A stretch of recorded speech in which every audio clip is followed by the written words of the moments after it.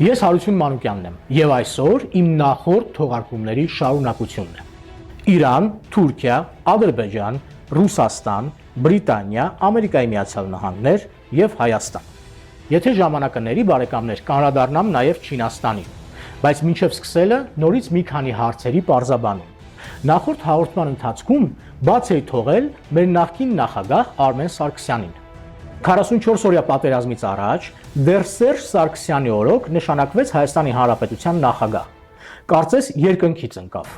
Շատերի մոտ, այդ թվում նաև ինձ մոտ բարեկամներ հարց էր կախվել, որտեղից եկավ այս մարդը, ով է այս մարդը եւ ինչ պետք է անի այս մարդը։ Այդպես էլ միջև վերջ պատասխան չստացանք։ Նույն անհասկանալի կերպով էլ հեռացավ։ Գնաց Լոնդոն, այնտեղից թերթի հայտարարությամբ հրաժարական տվեց։ Լոնդոնից եկել էր, Լոնդոն էլ գնաց։ Հիմա արդեն պարզ է, չէ՞ բարեկամներ, ով էր, որտեղից էր եկել եւ ինչ պետք է աներ։ 44 օրյայի ժամանակ բոլորս տարակուսած էինք, ինչու չենք հարվածում Բաքու-Ջեյհան նավթատարին։ Այդպես էլ չհարվածեցինք։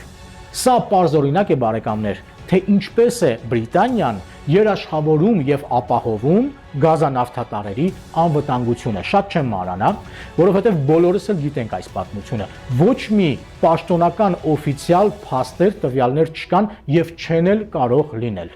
Սա այսպես։ Բրիտանիան կռիվ է տալիս Ամերիկայի Միացյալ Նահանգների դեմ ուկրաինական հանածոների համար։ Լավ էլի եղբայր, այս ինչեր ես ասում, շատերը հիմա այդպես են ասում։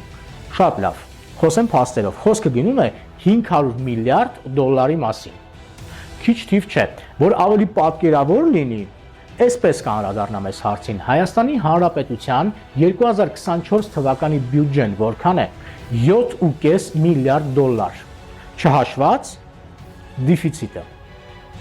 Քանի Հայաստանի Հանրապետությունը տեղավորում 500 միլիարդի մեջ, հիմա արժե թե չարժե պայքարել։ Պատասխանը կարծում եմ ակնհայտ է։ Սա էլ պարզեցինք։ Հիմա անցնում ենք Իրանին եւ մեր տարածաշրջանին։ Դուք բաժանորդագրվում եք, իսկ ես սկսում եմ։ Այսօրվա թողարկումը կսկսեմ պաշտոնական տեղեկատվությունից։ 2019 թվականի հունիսի 12-ին տեղի ունեցավ աննախադեպ պատմական իրադարձություն։ Այն ժամանակվա Ճապոնիայի վարչապետ Շինզո Աբեն այցելեց Իրան։ Ճապոնիայի վերջին պաշտոնական այցը Իրան գրանցվել է հեռավոր 1978 թվականին, 41 տարի առաջ։ Իրանի Իսլամական Հանրապետության գերագույն հոգևոր առաջնորդ Ալի Խամենեի հետ հանդիպման ընթացքում Շինզո Աբեն հանձնեց նրան Դոնալդ Թրամփի այն ժամանակվա Ամերիկայի Միացյալ Նահանգների նախագահի նամակը։ Պատասխանը նույնքան անսպասելի էր եւ շատ կոշտ։ من هیچ پاسخی به پیام ترامپ ندارم. به شما یه مطالبی رو میگم. Ես պատասխան չունեմ Թրամփի ուղերձին։ Ես նույնիսկ արժանի չեմ համարում կարդալ նրա հաղորդագրությունը, առավել եւս պատասխանել դրան։ و مذاکره صادقانه از کسی مثل ترامپ صادر نمیشه. Սա 2019 թվականն էր Դոնալդ Թրամփի առաջին նախագահության ժամանակահատվածը։ 2025 թվական մարտի 4։ Ես խնդրանքով դիմել եմ Վլադիմիր Պուտինին միջնորդի դեր կատարել Իրանի միջուկային ծրագրի շուրջ բանակցություններում։ Նույն օրը պատասխան Ռուսաստանի Դաշնությունից։ Վլադիմիր Պուտինը համաձայնել է հանդես գալ որպես միջնորդ Իրանի եւ Ամերիկայի Միացյալ Նահանգների միջև միջուկային ծրագրի քննարկման բանակցություններում։ Ռուսաստանի Դաշնության նախագահի մամլոք արտուղար Դմիտրի Պեսկով։ Իրանի պատասխանը չուշացավ։ Դեռ ոչ պաշտոնական, բայց ինչպես 3 տարի առաջ, երբ միջուկային գործարքի շուրջ բանակցությունների վերսկսումը զոհաբերվեց Ուկրաինայում պատերազմի բռնկմանը, այժմ դրա ավարտական փուլում վտանգ կա, որ Ռուսաստանը կրկին Իրանին կօգտագործի որպես Ամերիկայի Միացյալ Նահանգների վրա ճնշման գործիք։ Եթե Մոսկվան իսկապես գնա այդ ճանապարհով, դա կդառնա Իրանի արտաքին քաղաքականության պատմության ամենադառը խաբեություններից մեկը։ Իրանի խորհրդարանի ազգային անվտանգության եւ արտաքին քաղաքականության հանձնաժողովի նախկին նախագահ Խեշմաթոլլա Ֆալահատ Փիշե։ Այսինքն Իրանն ասում է,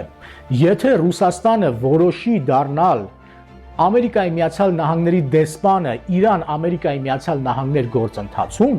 ապա Իրանը պատմական եւ շատ կոպիտ քաղաքական սխալ է գործել։ Ինչ սխալի մասին է խոսում նախկին պաշտոնյան։ 2025 թվականի հունվարի 17-ին Ռուսաստանն ու Իրանը 20 տարով կնքեցին ռազմավարական գործընկերության համաձայնագիր, որի շրջանակներում նախատեսվում է ոչ միայն տնտեսական, այլև ռազմական համագործակցություն։ Բարդ դիվանագիտական լեզվից թարգմանեմ, որ մեզ համար ավելի հասկանալի լինի։ Իրանը Ռուսաստանի համար բացել է իր բոլոր փակ դռները ու հիմա կա վտանգ, որ մեծագույն սխալ է գործել։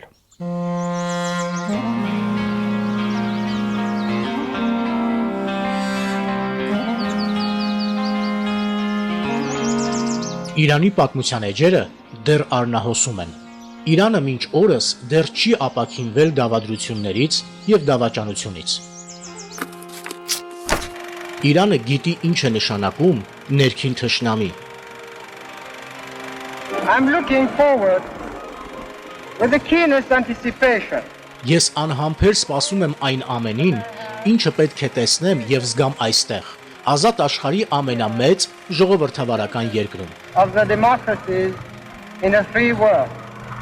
Իրանի 35-րդ շահ Մոհամմադ Ռեզա Փեհլևի, Ամերիկայի Միացյալ Նահանգներ, 1949 թվական։ Բջայ շահ եւ հուկումաթ Շահի բռնապետության փոխարեն մենք ցանկանում ենք ստեղծել իսլամական սահմանադրական պետություն, ժողովրդական կառավարություն եւ անկախ Իրան։ Մուստաղիլ və İranı müstəqil müxəndərəstən։ Իրանի իսլամական հեղափոխության առաջնորդ Ռուհոլլա Մուսավի Խոմեյնի, Իրան, 1978 թվական։ Իրանի ղեկավարները շատ լավ գիտակցում են, որ կռիվը միջուկային զենք ստեղծելու համար չէ, դա միայն պատրվակ է։ Կռիվը նավթի համար է, ինչի համար պայքարել են գերմանական կայսրությունը, հետո նացիստական Գերմանիան, Ֆրանսիան, ռուսական կայսրությունը, Խորհրդային Միությունը, ներկայիս Ռուսաստանը, միշտ պայքարի մեջ է եղել նաև Ամերիկայի Միացյալ Նահանգները։ Իրանական նավթի համար անհիշելի ժամանակներից պայքարում են բոլորը, այդ թվում նաև Բրիտանիան։ 1900-ականների սկիզբ։ 1925 թվականի դեկտեմբերի 15-ին թագադրվում է Իրանի 34-րդ շահ Ռեզա Փեհլևին։ Բարիս ուղիղ իմաստով անգրագետ երիտասարդ Ռեզան նույնիսկ չէր էլ երազում, որ կարող է դառնալ Իրանի շահը։ 1921 թվականին արդեն գեներալի կոչումով Ռեզան Բրիտանիայի օգնությամբ իրականացնում է ռազմական հեղաշրջում եւ գրավում է Թեհրանը։ Եվ 1925 թվականին թագադրվում է Իրանի շահ։ 1941 թվականին Երկրորդ համաշխարհային պատերազմի ժամանակ Բրիտանիան եւ Խորհրդային Միությունը պահանջում են, որ Ռեզա Փեհլևին տեղակայի Իրանի տարածքում իրենց զորամիավորումները, ինչից շահը հրաժարվում է։ 1941 թվականի օգոստոսի 25-ին Բրիտանիայի եւ Խորհրդային Միության զորամիավորումները ներխուժում են Իրանի տարածք եւ պահանջում են Ռեզային հրաժարվել գահից։ 1941 թվականի սեպտեմբերի 16-ին Ռեզա Փեհլևին հրաժարվում է գահից եւ արտաքսվում է Յոհանեսբուրգ։ Այնտեղ էլ 1944 թվականի հունիսի 26-ին մահանում է։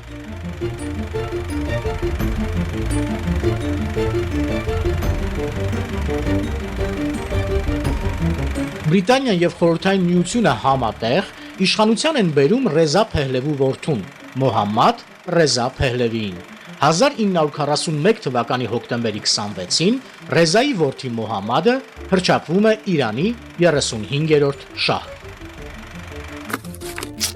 Եվ այսպես մինչև 1979 թվականը Խորհրդային Միությունը, հետո արդեն միայն Բրիտանիան տիրում են Իրանին եւ իրանական նավթին, Իրանին թողելով ահռելի շահույթներից ոչնչություն, ընդամենը 15%-ը։ Միայն 1953 թվականին բաժնե մասը փոխվում է եւ դառնում է 50%։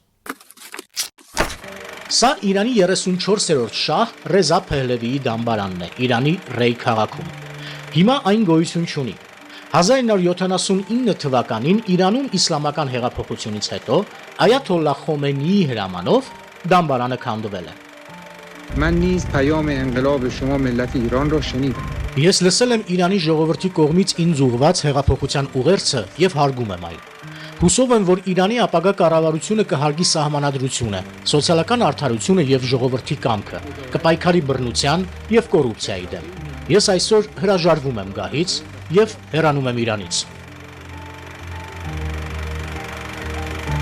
Աքսորում գտնվող 35-րդ եւ Իրանի վերջին շահ Մոհամմադ Ռեզա Փեհլևին մահանում է 1980 թվականի հուլիսի 27-ին Եգիպտոսի մայրաքաղաք Քահիրեում։ Վերջին երկու շահերից Իրանում գրեթե ոչինչ չի մնացել։ Այսպիսի ճակատագիր է սպասվում բոլոր նրանց, ովքեր փոխանակում են իրենց ազգային արժեքները մանրադրամի հետ։ Շատ նուրբ արտահայտվեցի բարեկամներ։ Հիմա ամբողջացնեմ Իրանի շուրջ պատկերը եւ անցնեմ առաջ։ I hope that Iran, and I've written them a letter saying I hope you're going to negotiate because Ես նամակ եմ գրել Իրանին եւ հուսով եմ ստանալ դրական պատասխան։ Եթե սկսվեն ռազմական գործողություններ, դա աղետալի կլինի նրանց համար։ Իրանի համար ավելի լավ կլինի, որ նրանք սկսեն բանակցել։ Հակառակ դեպքում մենք չենք կարող թույլ տալ, որ Իրանը ունենա ատոմային զենք։ the other alternative is we have to do something because you can't let them have a nuclear weapon. Պատասխան Իրանից։ Մեզ ուղված Թրամփի նամակում ոչ մի կառուցողականություն գոյություն չունի։ Նամակը ուղղակի սպառնալիք է Իրանի սուվերենությանն ու ինքնիշխանությանը։ Ես կտրականապես մերժում եմ նման բանակցությունների հնարավորությունը։ Իրանի գերագույն հոգևոր առաջնորդ Իմամ Սեյեդ Ալի Խամենեի 13 մարտի 2025 թվական Խաղաղության համաձայնագրի տեքստը համաձայնեցված եւ ընդունված է Հայաստանի Հանրապետության եւ Ադրբեջանի կողմից եւ պատրաստ է ստորագրման։ Հայաստանի Հանրապետությունը պատրաստ է խորհրդակցություններ սկսել Ադրբեջանի Հանրապետության հետ համաձայնագրի ստորագրման ժամկետների եւ վայրի վերաբերյալ։ Հայաստանի Հանրապետության արտաքին գործերի նախարարություն։ Պատասխան Ադրբեջանի կողմից։ Ադրբեջանը համաձայնագիր է կստորագրի երկու պայմանով։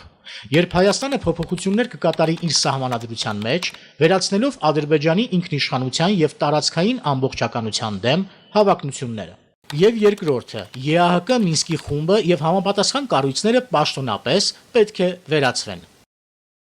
Նույն օրը երեկոյան Մոսկվայում մեկնարկում է Պուտին-Լուկաշենկո հանդիպումը, որի ընթացքում Պուտինը խոսում է նաև Ռուսաստանի եւ Ուկրաինայի միջև 30-օրյա հրադադարի մասին։ Как вы оцениваете готовность Украины к прекращению? Ինչպես եք դուք, պարոն նախագահ, գնահատում հրադադարի պատրաստակամությունը Ուկրաինայի կողմից։ Ստացել եք արդյոք ամերիկացիների կողմից որևէ տեղեկություններ եւ ինչպիսին է ձեր պատասխանը։ Мы согласны с предложениями прекратить боевые действия. Մենք համաձայն ենք դադարեցնել ռազմական գործողությունները, սակայն առաջնորդվում ենք այն գաղափարախոսությամբ, որ հրադադարը պետք է լինի այնպիսին, որը կհանգեցնի երկարաժամկետ խաղաղության եւ կվերացնի այս հակամարտության սկզբնաղբյուրները։ Դուք պատկերացնում եք համարյա 2000 կիլոմետր, ով պետք է որոշի, թե որ կողմը որտեղ է խախտել հրադադարը։ Вот возможная договоренность о прекращении огня на протяжении 2000 километров. Նույն օրը երեկոյան Լուկաշենկոյի հետ հանդիպումից հետո Պուտինը հանդիպեց Ուկրաինայի հարցով Ամերիկայի Միացյալ Նահանգների պաշտոնական ներկայացուցիչ Սթիվ Ուիթքոֆի հետ։ Ինչ են խոսել, հայտնի չէ։ Երուսաղեմ Post Պուտինի հետ հանդիպումից անմիջապես հետո գիշերը ժամը 2-ին Սթիվ Ուիթքոֆի ինքնաթիռը Մոսկվայից ուղևորվել է Բաքու։ Մոսկվա այցից հետո Ամերիկայի Միացյալ Նահանգների նախագահ Դոնալդ Թրամփի հատուկ բանագնացի ինքնաթիռը ուրբաթ առավոտյան վայրեջք է կատարել Ադրբեջանի մայրաքաղաքում, ինչը ամենայն հավանականությամբ լավ համակարգված դիվանագիտական քայլ է Իսրայելի, Ամերիկայի Միացյալ Նահանգների եւ Ադրբեջանի միջև։ Երուսաղեմ Post 14 մարտի 2025 թվական։ Նույն օրը, մարտի 14-ին Իրանի իսլամական հեղափոխության պահապաններ։ Մեծ Բրիտանիան առաջին անգամ ռազմական կցորդ է նշանակել Ադրբեջանում։ Այսօրվա թողարկման վերջաբանը բարեկամներ ուրիշ պետք է լիներ, սակայն վերջին քաղաքական իրադարձությունների սրընթաց զարգացումների մասին խոսելու եմ բոլորիս համար անսովոր միջավայրից, բայց սա կարևոր չէ։ Կարևորն այն է, ինչ է կատարվում այսօր աշխարհում։ Հիմա ամեն ինչ հերթով վերջից դեպի սկիզբ գնացինք։ Ադրբեջանում Բրիտանիայի ռազմական կցորդի ներկայությունը պատահականություն չէ։ Նման նախադեպ արդեն եղել է։ 1918 թվականին Անդրկովկասում Բրիտանիայի շահերը պաշտպանելու համար Բաքվի ռազմական ղեկավար էր նշանակվել գեներալ լեյտենանտ Ուիլյամ Մոնտգոմերի Թոմսոնը։ Սրա մասին արդեն խոսել եմ։ Հիմա նույն իրավիճակն է բարեկամներ, Բրիտանիան պատրաստվում է հակամարտության եւ այս գործընթացին մասնակցում է նաեւ Իսրայելը։ Այդ իսկ պատճառով Ամերիկայի Միացյալ Նահանգների պաշտոնական ներկայացուցիչը Մոսկվայից անսպասելի ժամանել է Ադրբեջան։ Սա փաստում է բարեկամներ, որ մեր տարածաշրջանում որևէ բան այն չէ եւ տեղի են ունենալու կտրուկ փոփոխություններ։ Թրամփի Ամերիկայի Միացյալ Նահանգները որդեգրել է խաղաղության բանաձևը, սակայն դեռ ոչինչ չի ստացվում։ Ուկրաինայում բարեկամներ 30-օրյա հրադադարի շուրջ Ուիտկով Պուտին բանակցությունները մնացին անարդյունք։ Ասեմ ինչու։ Պաշտոնական տեղեկատվության բացակայության պատճառով։ Եթե բանակցող կողմերը գալիս են որևէ հայտարարի, անպայման դրա մասին բացրաձայնվում է։ Այս դեպքում նման բան գոյություն չունի։ Պուտինը խաղաղության է համաձայն միայն իր պայմաններով եւ դրա մասին արդեն խոսել է, իսկ հրադադարը նրան հետաքրքիր չէ։ Ջո Բայդենը Մոսկվայում 1988 թվական։ Խաղաղության շուրջ Ամերիկայի Միացյալ Նահանգների եւ Ռուսաստանի միջև բանակցությունները երկար պատմություն ունեն եւ միշտ հանգեցրել են նույն արդյունքին։ Պատերազմը շարունակվում է։ Мир между Советским Союзом и Соединенными Штатами. Խաղաղությունը Խորհրդային Միության եւ Ամերիկայի Միացյալ Նահանգների միջև խաղաղության երաշխիք է ամբողջ աշխարհի համար։ Սրա հետ մեկտեղ թույլ չենք տա որևէ մեկին խառնվել մեր ներքին հարցերին։ Մենք հարգում ենք բոլոր երկրների տեսանկյունը, բայց եւ պահանջում ենք հարգել մերը։ Խորհրդային Միության արտաքին գործերի նախարար Անդրեյ Գրոմիկով։ Այնպես որ Ուկրաինայի հարցում կոնսենսուս չի լինելու, ինչպես եւ չի լինելու հայ-ադրբեջանական խաղաղ պայմանագրի ստորագրումը։ Ադրբեջանը անընդհատ նոր պայմաններ է առաջ քաշելու եւ սա նոր բան չէ։ Այսպես եղել է միշտ, որը շարունակվելու է նաեւ հիմա, սակայն ԱՄՆ-ն կարծես թե տրամադրված է շատ լուրջ եւ հնչում են արդեն պաշտոնական հայտարարություններ։ Հակամարտությունը Հարավային Կովկասում պետք է ավարտվի։ Այս շաբաթ զրուցել եմ նախագահ Ալիևի ազգային անվտանգության հարցերով խորհրդական Հիկմետ Հաջիևի հետ։ Ես նրան ասացի, որ մենք հիմա պետք է հասցնենք ավարտին այս խաղաղության համաձայնագիրը, ազատ արձակենք բանտարկյալներին եւ միասին աշխատենք տարածաշրջանն ավելի անվտանգ եւ բարգավաճ դարձնելու համար։ Ամերիկայի Միացյալ Նահանգների նախագահի ազգային անվտանգության հարցերով խորհրդական Մայք Ուոլց։ Նման հայտարարություններ շատ են հնչել բարեկամներ եւ միշտ անարդյունք։ Եվ միանգամից հարց է կախվում, իսկ ինչ անել։ Եվ իզուր չէ, որ այսօր պատմում էի Իրանի մասին, որը իր ինքնիշխանության եւ սուվերենության հաշվին առևտուր չի անում։ Նույնիսկ հիմա, երբ կանգնած է պատերազմի շեմին, Թրամփը վերջնագիր է ներկայացնել նրանց եւ ռմբակոծում է Եմենը, ցուցադրելով իր հսկայական ուժը։ Իրանը չի զիջում։ Իրանն իր քաղաքականությունն իրականացնում է հիմնվելով պատմության, անցած ուղու եւ կյանքի փորձի վրա։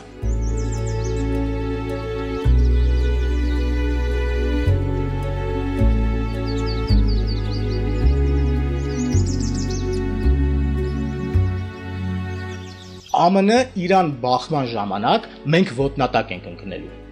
Եվ ինչպես միշտ դրանից փորձելու են օգտվել մեր թշնամիները։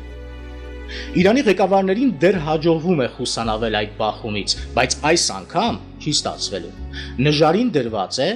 Ամերիկայի Միացյալ Նահանգների նախագահի հեղինակությունը։ Մեր պատմությունը բղավում է, ճչում է, որ մեզ նորից խաբելու են եւ նորից փորձելու են ոչնչացնել, բայց մենք համառորեն չենք լսում եւ նորից գնում ենք արկածախնդրության ճանապարհով։ Այո, մենք Իրան չենք եւ չունենք ոչինչ։ Ոչ բնական ռեսուրսներ, ոչ դաշնակիցներ եւ ոչ էլ ընկերներ, բայց կարող ենք ունենալ նորագույն զենքից սկսած մինչեւ հզոր տնտեսություն եւ ունեցել ենք ոչ վաղ անցյալում։ Սա արդեն մեկ այլ պատմություն է, որին կանադառնամ